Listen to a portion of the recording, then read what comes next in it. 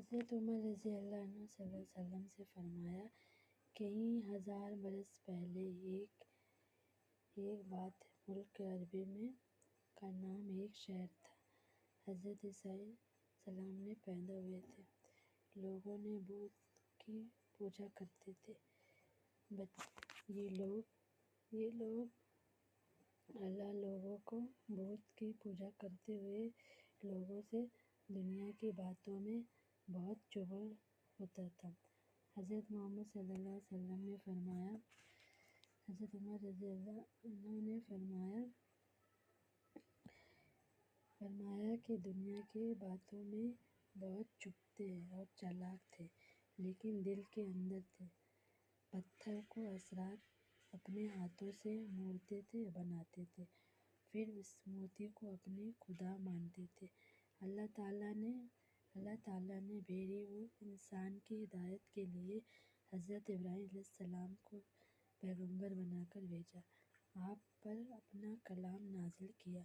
حضرت عمر رضی اللہ عنہ نے سمجھایا کہ خدا وہ ہے جس نے ہم کو سب کو پیدا کیا، زمین بنایا، آسمان بنایا، سارے جہاں کا وہی خدا ہے۔ وہ اکیلا ہے، اس کی خدائی میں کسی کا صادق نہیں، اس کا نام اللہ ہے۔ تم لوگ صرف اللہ کی عبادت کیا کرو، بتوں کو پوجنا چھوڑ دو، یہ بت بے جان ہے، پتھر کے ہے، یہ ہرگز خدا نہیں۔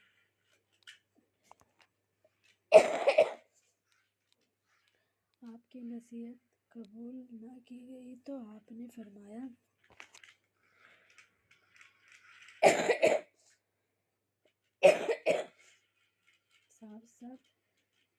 صاف انکار کر دیا، تم سب کے سب نافرمان ہو، تم پر اور تمہارے جھوٹے خدا پر بھٹکے ہوئے ہیں، تم سے نفرت کرتا ہوں اور تمہارے جھوٹ خدا کا دشمن ہوں۔ ایک دن میں کل لوگ اپنے ساتھ میلے کچیلے تھے، آپ نے ہاتھ میں تسبیح لیا اور بتوں کے خاتمہ کے وہاں پہنچے، آگے کی طرف کیے، دیکھ کر فرمایا کہ اے بت، تم لوگ